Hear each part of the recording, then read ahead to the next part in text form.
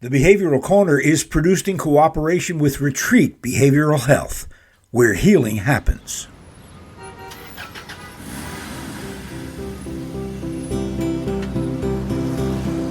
Hi and welcome. I'm Steve Martirano, and this is the Behavioral Corner. You're invited to hang with us as we discuss the ways we live today, the choices we make, the things we do, and how they affect our health and well-being. So you're on the corner, the Behavioral Corner.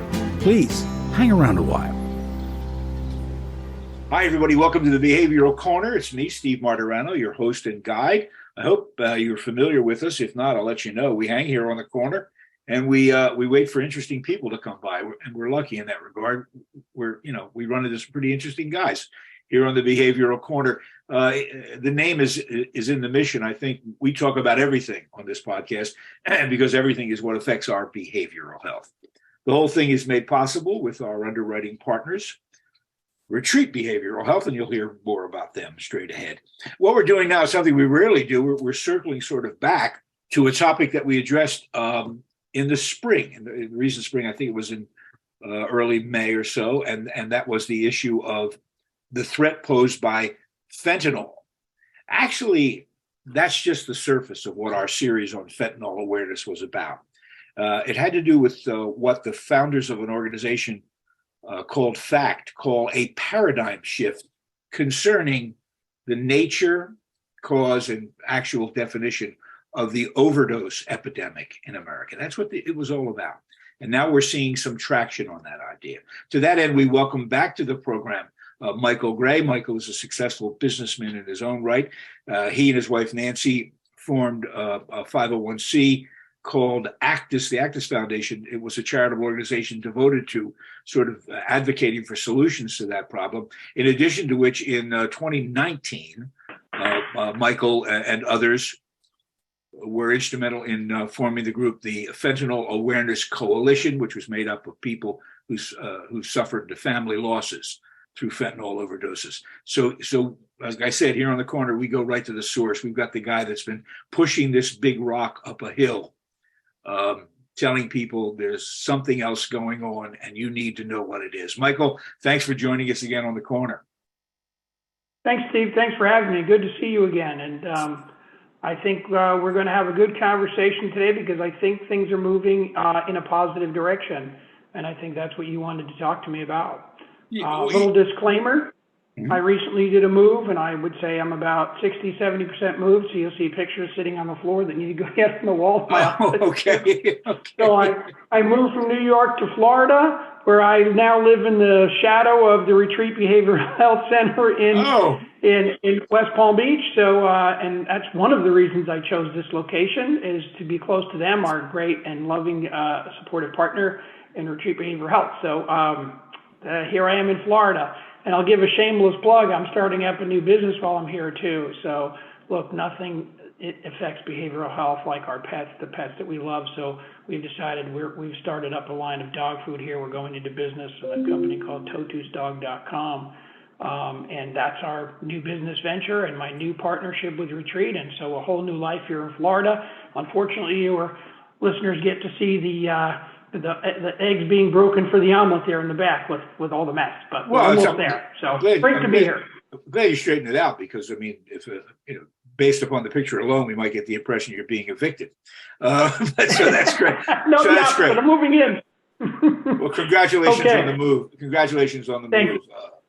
The reason I reached out to you the other day was because in the span of a week, 10 days, I had just seen so many articles. Now, concerning the threat posed by fentanyl. And while it's no news to most people that there's been an overdose epidemic for years and years, as you know, Retreat and here on the corner, and folks like you have been aware for a very long time of a threat that was going to affect a lot of people who didn't expect it to affect them. And you called your mission the paradigm shift. We need to change the paradigm that defines overdoses in this country. So let's just, for a refresher course, remind people, what was the old paradigm vis-a-vis opioids and overdoses, and what did you want to switch it to? You know, it's a good time to ask me that question, Steve, because we've actually refined our definition of the paradigm shift a little bit recently, just in the way we describe it, because I think it's very important. There was a sort of an impediment to really getting broad acceptance that I think we unearthed and have dealt with. So let me just explain it from the top. What I mean by a paradigm shift, and it's a phrase coined by Thomas Kuhn, the physicist, in his 1962 book on the structure of scientific revolutions. And the reason he instituted the term, the reason he coined the term, was because physicists themselves, and material scientists, chemists, and scientists of all stripes are themselves subject to limits by paradigms. And what a paradigm really is it's the overall conditions that we face. So we can get a certain predictability of outcome, right? The scientific method is all about controlling my number of variables so that when I put an unknown in and I see the change, I can sort of quantify what happened when I put that unknown in. A paradigm shift could really be defined in some ways as a variable yet unknown. I did all the variables that I thought I should have gotten result A, I got result D. What happened? Well, the paradigm had shifted. The conditions of the experiment had shifted. So a paradigm shift is when the overall condition of something changes. And the reason to recognize it, and the reason Thomas Kuhn pointed it out, was because if we continue to operate to an old paradigm, when the paradigm is shifted, our chances for success are quite literally zero. There's absolutely no chance to succeed in what we're trying to accomplish. Okay? So our paradigm here, if we go back to what was the paradigm of quote unquote drug death from the beginning of our difficulties with addictive substances, let's call it in earnest, at the late 19th and early 20th century, until the year 2013 in America, we had really essentially one paradigm of drug death.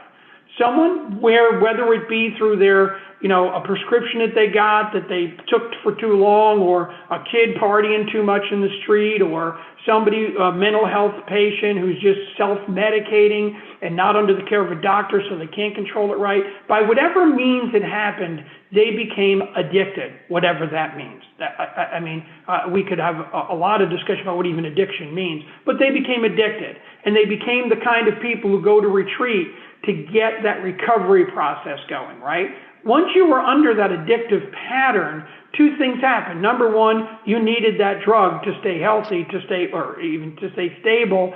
And number two, over time, you lost your survival instinct, right? And those two things converge at some point in a moment when the desire for the drug's effect sort of supersedes your desire for survival, and you take enough that you get killed. And we call that an overdose.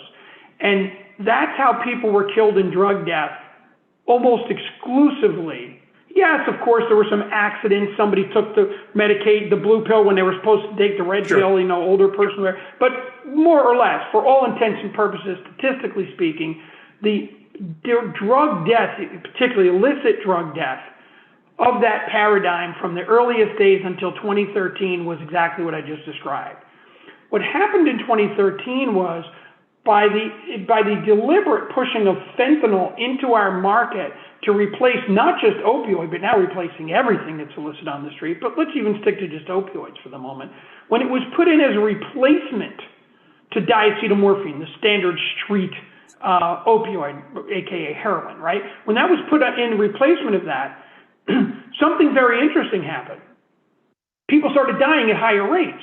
Well, of course they did. The stuff is less forgiving than heroin. Its therapeutic index is more narrow. You die easier, and the drug dealers themselves or the traffickers can't mix it to keep it safe the way they can keep heroin. Heroin on the street, it's got some contaminants and things that are threatening, but generally speaking, from an overdose perspective, in the heroin days, you had to take too much to die, for the most part. It wasn't mixed so poorly that if you took a normal bag size, you would die. But that's exactly what happens with fentanyl.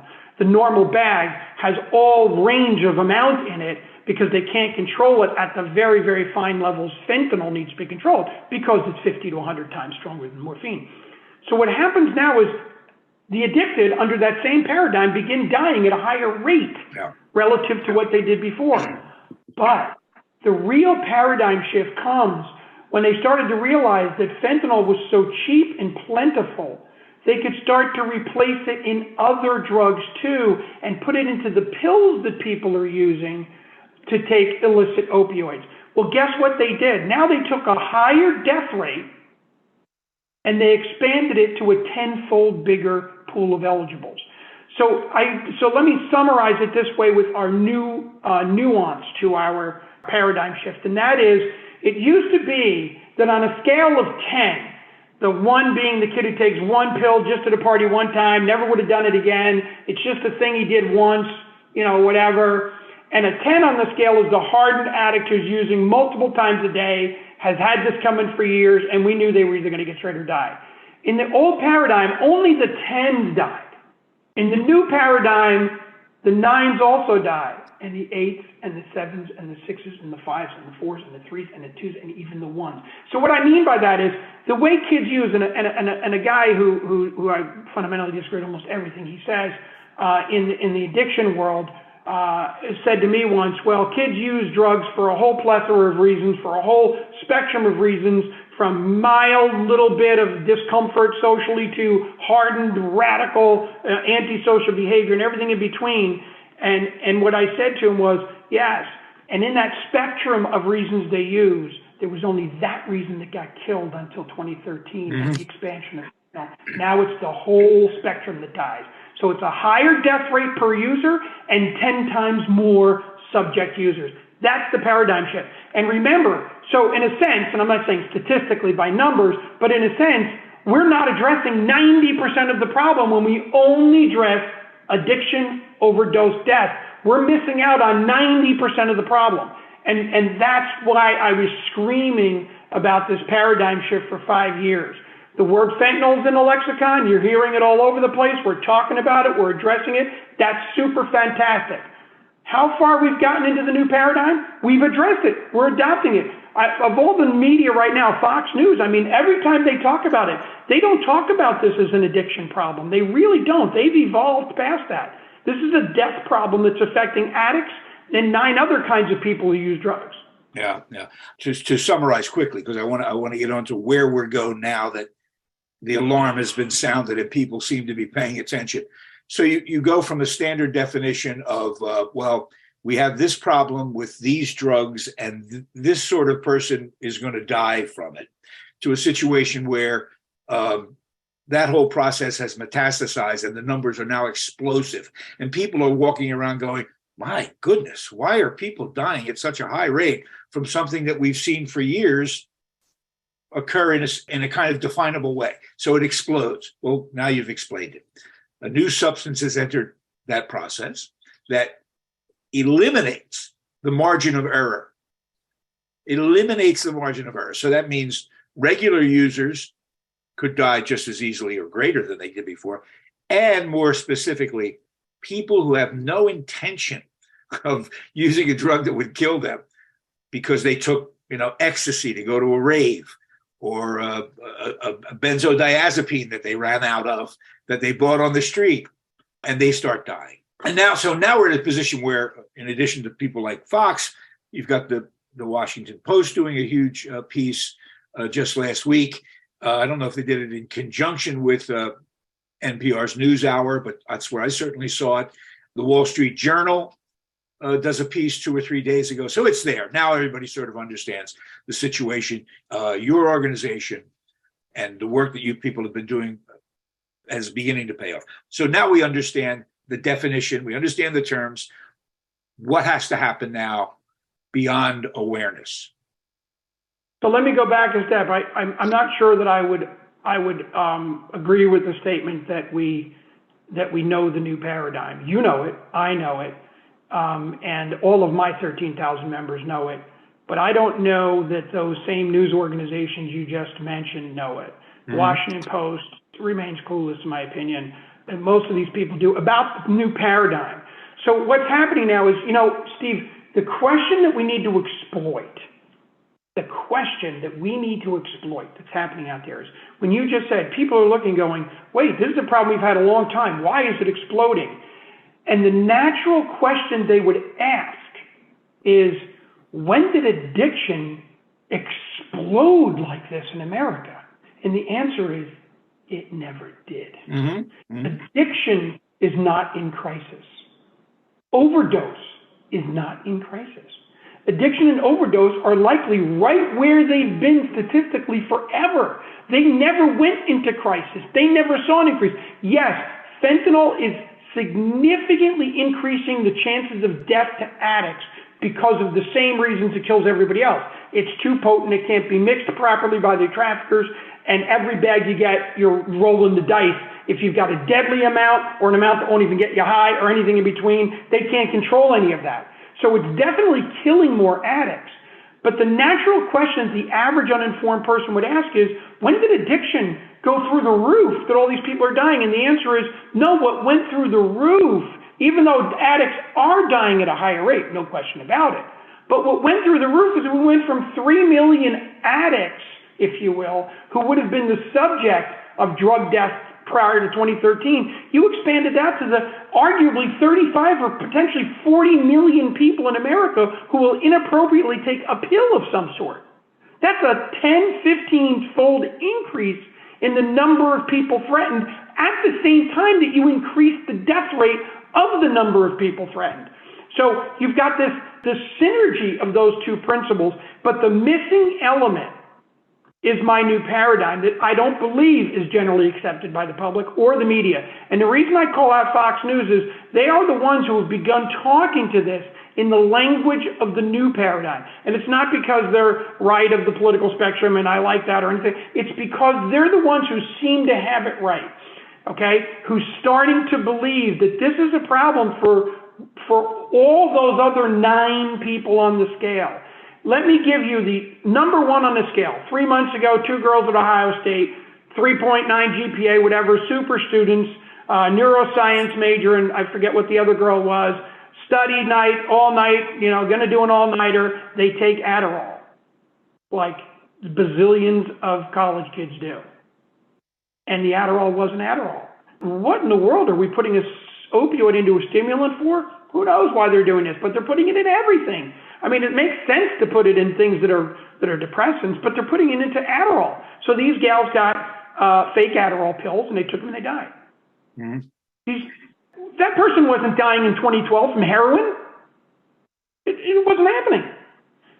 So I would say we haven't quite gotten there. So the next step is to finish that. We're still on the process of finishing that. What thrills me is when I started this 4 years ago, nobody knew what the word fentanyl meant. No one knew how to spell it. No one knew how to pronounce it. No one knew what the heck it was. Today, I think every American knows the word fentanyl. So we've achieved that, and I feel very proud of my members that the part we had in doing that. The next step was to remove the word overdose, because overdose is only one small and frankly controlled and stable part of the problem. It's that poisoning, that it wasn't an overdose. That's the 90% additive. So we've got to get off that word overdose because it keeps us in the old paradigm. I want people to understand the scope of this thing. Now, fentanyl is a legal drug produced for a legitimate pain management for many, many years. I mean, there are a lot of people that have gotten fentanyl in various medical procedures that never knew it was fentanyl because it was controlled and it was medicinal. So fentanyl's, not some witch's brew that just popped up. But where is it showing up illicitly? In what supply of drugs? Now, you've mentioned Adderall, but what about, I'm thinking in particular, what about the marijuana supply in this country? With legalization proliferating and really no controls on the quality of what's legal or illegal in terms of marijuana, is fentanyl showing up in marijuana? As far as I can tell, there's one certified legitimate case.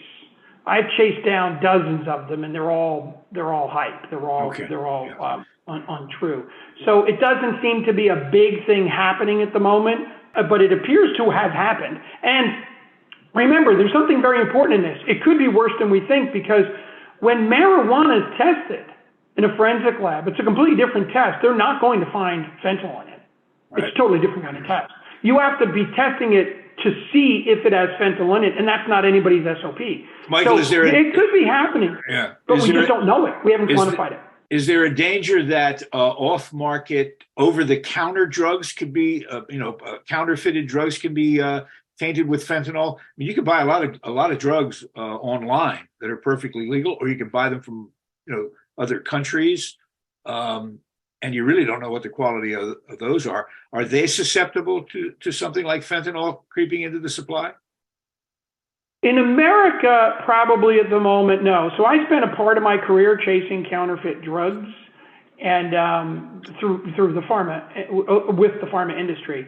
And so America's got a pretty squeaky clean pharmaceutical supply chain. So if you get something at CVS or buy it over the counter even at CVS, your chances that that's illegitimate or compromised or counterfeit is really nil in America. Not so for many other countries in the world, which is why I was involved in that, because it was a global issue. But you take Mexico, for example, people buy their drugs in bodegas and gas stations, right? And who knows what they're getting? I mean, they have a heart blood pressure medication, and who knows what they're getting. One of our newest members, I just dealt with last week, her son went over to Mexico for the night. They live on the Mexican border, and they went out partying out there like kids do who live on these Mexican border towns. And the parents don't like it. The kid's 19 years old. He's an adult. She says, just be careful, be safe. He bought a Percocet pill down there, and he came home, and everything was fine. He ate his dinner, and he went to his room, and unbeknownst to his parents, he had the plan, I guess, to take that Percocet and get a little buzz. Sleep with a buzz. Why not? Lots of kids do something like that.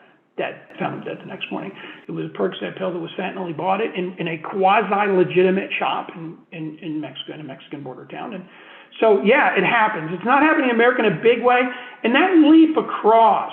So counterfeit has two things, right, Steve? Somebody has to make the counterfeit and make it look like the real thing. The really difficult one for places like America that are pretty well-regulated markets is to get it to cross over into the illicit supply stream, right? So I've traveled Asia my whole life. You can go to night markets and buy your Louis Vuitton bags, your Rolex watches, your Tommy Bahama shirts and all that stuff.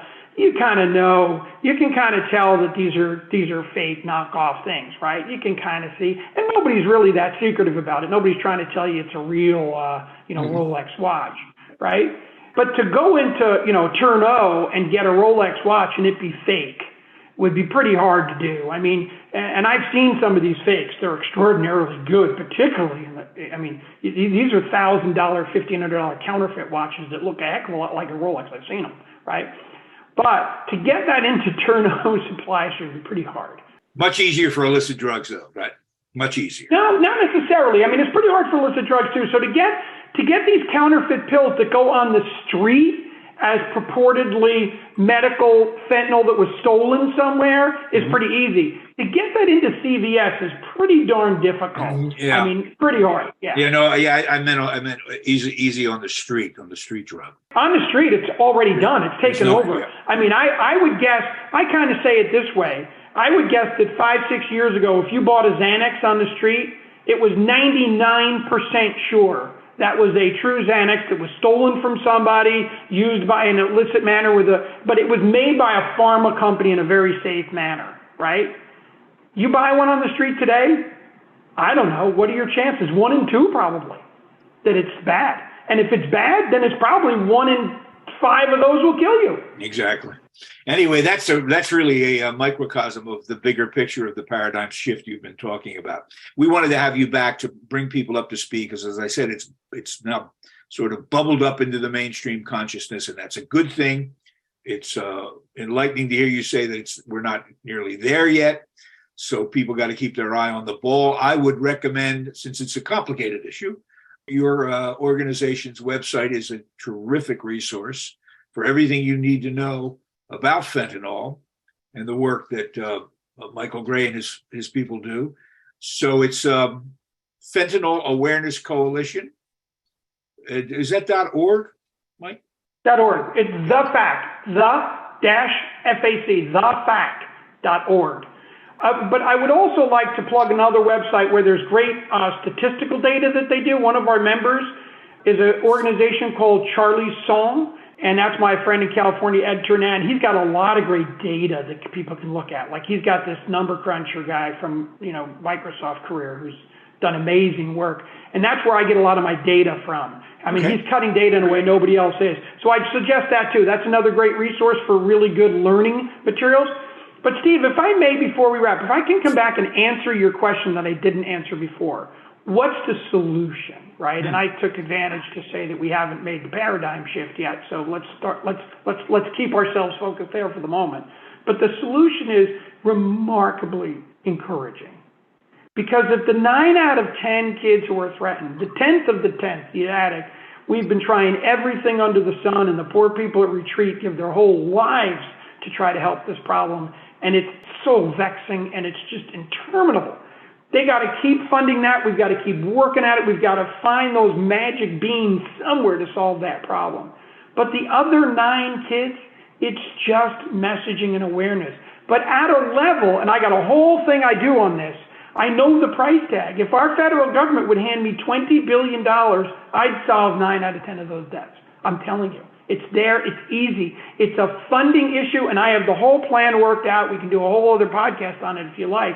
But if somebody could hand me $20 billion within 5 years, nobody'd be dying from this other than the addicted, and I leave it to others to figure that problem out. I can only figure out the solution for the 9 out of 10, and God bless all those people trying so hard to help that addicted community. Well, Michael, if anybody or any group can push that rock further up the $20 billion hill, it's you guys. Thanks for joining us again, for bringing us back up to speed. And we will return to this topic because it's still killing people. Micheal Gray, thanks so much. Congratulations on the move. I'm sure you'll enjoy Florida. Those fellas down there keep wondering why I don't move. I keep telling them I'll be there as soon as they get the alligator problem under control. Don't worry about the alligator. There's lots to make up for it. Come on down. Or the iguanas falling out of the tree if the temperature drops below 40 degrees. Michael, thanks so much for joining us on the Behavioral Corner. And you guys, thank you as well. And don't forget, push the old subscription button. We need your support. We enjoy that you follow us and like us, but we'd love to have you as a subscriber. Retreat Behavioral Health has proudly been serving the community for over 10 years. Here at Retreat, we believe in the power of connection and quality care. We offer comprehensive, holistic, and compassionate treatment from industry-leading experts. Call 855-802-6600 or visit us at www.retreatbehavioralhealth.com to begin your journey today.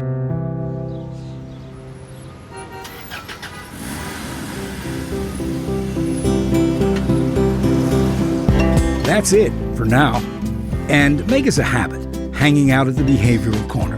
And when we're not hanging, follow us on Facebook, Instagram, and Twitter on the Behavioral Corner.